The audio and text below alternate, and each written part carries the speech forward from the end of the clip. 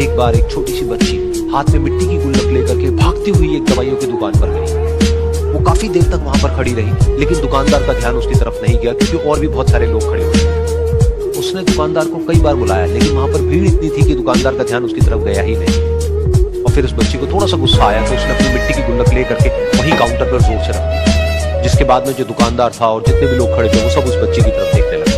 और फिर उस दुकानदार ने उस बच्ची से पूछा, बेटे आपको क्या चाहिए?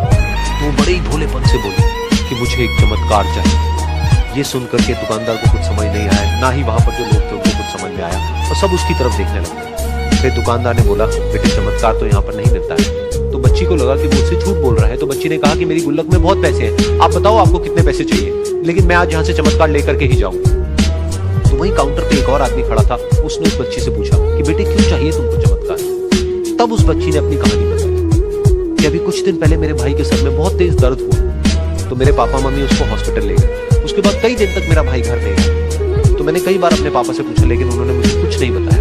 उन्होंने बार बार यही कहा कि वो आ जाएगा, वो कल आ जाएगा, वो कल आ जाएगा, लेकिन वो आ ही नहीं रहा। तो मैंने देखा कि मम्मी रो रही है। अब पापा मम्मी को कह रहे थे कि उसकी दवाइयों के लिए और उसके इलाज के लिए जितने पैसे चाहिए उतने मेरे पास में नहीं है, अब उसको कोई चमत्कार ही बचा सकता है। तब मुझे लगा कि अगर मेरे पापा के पास में इतने पैसे नहीं भी हैं तो क्या हुआ, मेरे पास में तो है। तो मैंने जितने भी पैसे जोड़ रखे हैं वो सारे लेकर के मैं इस दवाई की दुकान पर आया। फिर उस आदमी ने उस बच्ची से पूछा, कितने पैसे हैं तुम्हारे पास में? ये सुनते ही उस बच्ची ने अपनी गुल्लक उठाई, जमीन पर फेंकी और तोड़ दी, और पैसे गिनने लग गई। बाकी सब लोग खड़े होकर के उसको देख रहे थे। थोड़ी देर बाद उसने सारे पैसे अपने हाथ में इकट्ठे किए और बोली, मेरे पास में पूरे 19 रुपए।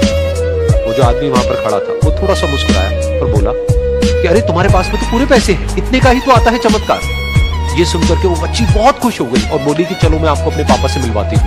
बाद में पता लगा कि वो आदमी कोई आम आदमी नहीं था, बल्कि एक बहुत बड़ा न्यूरोसर्जन, और उसने सिर्फ 19 रुपए में उसके भाई की सर्जरी करी, और कुछ ही दिन बाद वो ठीक होकर के घर वापस आ गए। फिर कुछ दिन बाद वो बच्ची, उसका भाई, उसके पापा, उसकी मम्मी चारों एक साथ बैठे हुए थे और बात कर रहे थे। तो उसकी मम्मी ने उसके पापा से पूछा कि अब तो बता दो ये चमत्कार आपने किया कैसे? तो उन्होंने अपनी बेटी की तरफ देखा और बोले, ये चमत्कार मैंने नहीं, इसने किया।